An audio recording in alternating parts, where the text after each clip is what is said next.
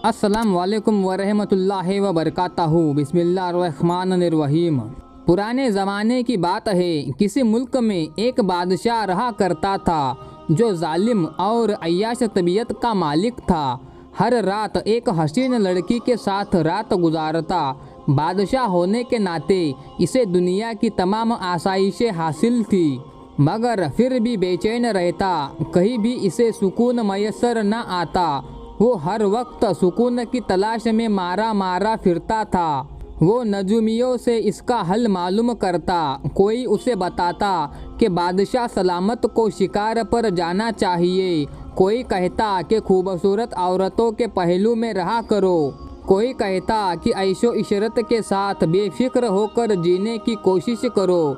हर कोई तरह तरह के मशवरे देता, मगर बादशाह के दिल को चैन नहीं आता। वो तमाम आसाइशों के बावजूद सुकून की तलाश में मारा मारा फिरता था। एक दफ़ा का जिक्र है कि बादशाह को अपने सिपाहियों के साथ शिकार पर निकलना हुआ कि रास्ते में इसे एक हिरन दिखाई दिया। बादशाह को हिरन बहुत पसंद आया।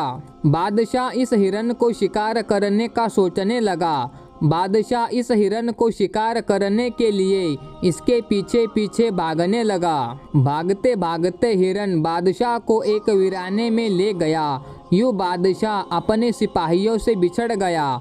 इसी वीराने में चलते चलते बादशाह को एक गार दिखाई दिया।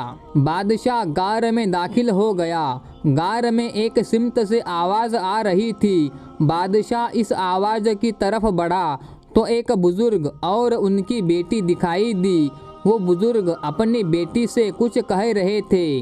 बादशाह छुप कर इन बुजुर्ग की बातें सुनने में मशगूल हो गया। बुजुर्ग अपनी बेटी से कह रहे थे कि अल्लाह बहुत मेहरबान है, उसकी रहमत ने हर चीज़ को अहाता कर रखा है। वो कब किसी की गलतियों को माफ़ करके उसे अपने राह में जोड़ ले, ये कोई नहीं जानता। बादशाह ने जब वो लड़की देखी तो बादशाह की नज़र में भाग गई। लड़की को देखते ही बादशाह ने बुजुर्ग से कहा कि ये लड़की मुझे पसंद आ गई है, मैं इसे अपने साथ लेकर जाऊंगा और महल में अपने साथ रखूंगा। बुजुर्ग बादशाह को समझाने लगे कि ये मेरी इकलौती औलाद है और मेरे बुढ़ापे का वाहिद सहारा है, लिहाजा तुम इसे मेरे साथ रहने दो। मगर बादशाह ने बुजुर्ग की एक ना सुनी और लड़की को अपने साथ महल ले गया। बादशाह ने महल में पहुंचते ही अपने खादिम खास को हुक्म दिया कि इस लड़की को आज रात ही तैयार करके बादशाह के खिदमत खाने में पेश किया जाए। चुनाचे हुक्म की तामील करते हुए उसी रात उस लड़की को तैयार करके बादशाह के हरम खाने में भेज दिया गया। बादशाह ने जब इस लड़की को देखा तो कहने लगा कि मैंने आज तक जितनी भी हसीन लड़कियां देखी है, तुम इसमें से सबसे ज़्यादा हसीन हो। तुम्हें देखकर मुझे सुकून मिल रहा है। ये सुनकर लड़की कहने लगी, बादशाह सलामत, अगर इजाज़त हो तो एक बात कह सकती हूँ। बादशाह ने कहा कि इजाज़त है। लड़की ने कहा कि मैं हर नमाज अपने वक्त पर अदा करती हूँ। आज मैंने अभी तक ईशा की नमाज नहीं पढ़ी, तो यह मेरी नमाज रह जाएगी और इसकी वजह से आपको दोहरा अजाब होगा, क्योंकि एक तो आपने खुद नमाज अदा ना की और ना ही मुझे नमाज अदा करने दे रहे हैं। अगर आप मुझे नमाज अदा करने दे तो हो सकता है कि अल्लाह आपके दिल को हमेशा का सुकून अदा कर दे। बादशाह ने कहा कि तुम क्या चाहती हो? लड़की ने बादशाह से कहा कि मैं एक बार नमाज अदा कर लूँ, फिर जो आपका दिल चाहे वो मेरे साथ कर लेना। बादशाह ने लड़की की पेशकश को कबूल कर लिया। लड़की ने वज़ू किया, नमाज पढ़ी और अल्लाह के हुजूर दुआ करने लगी कि ऐ अल्लाह, तू जानता है कि मुझे आज तक किसी नामहरम ने छुआ तक नहीं, लिहाजा तू मेरी इस बादशाह से जान छुड़ा दे। लड़की नमाज पढ़ने गई तो बादशाह बिस्तर पर ही लेटा लड़की का इंतज़ार करने लगा और वही बादशाह को नींद आ गई। लड़की जब वापस आई तो उसने देखा कि बादशाह सो गया है। वो चुपके से वहाँ से निकली और महल से बाहर आ गई। बादशाह ने उसी रात ख्वाब में इस लड़की को देखा कि वो लड़की महल में कुछ तलाश कर रही है। बादशाह ने ख्वाब में ही लड़की से पूछा कि तुम क्या तलाश कर रही हो? तो वो कहने लगी, मैं हिरन तलाश कर रही हूँ। बादशाह ने जब ये सुना तो गुस्से से चिल्लाने लगा कि महल में हिरन कहाँ से आएगा? हिरन तलाश करना है तो जंगल में जाओ। लड़की बादशाह की बात सुनकर कहती है, अगर हिरन महल में नहीं मिल सकता तो सुकून कल्ब महल में बैठकर नहीं मिला करता। आसाइशात में ज़िंदगी गुजार कर, लोगों पर जुल्म ज़बर करके, तोशीज़ाओं के पहलू में रात गुजार कर, अय्याशियों में दिन रात एक करके और ऐश भरे खाने और मशरूमात पीकर रब को नहीं पाया जा सकता। अगर रब को पाना है तो जा जंगल में जा, वहाँ तुझे रब मिलेगा। जा, वो तेरे इंतज़ार में है, इसे पाले।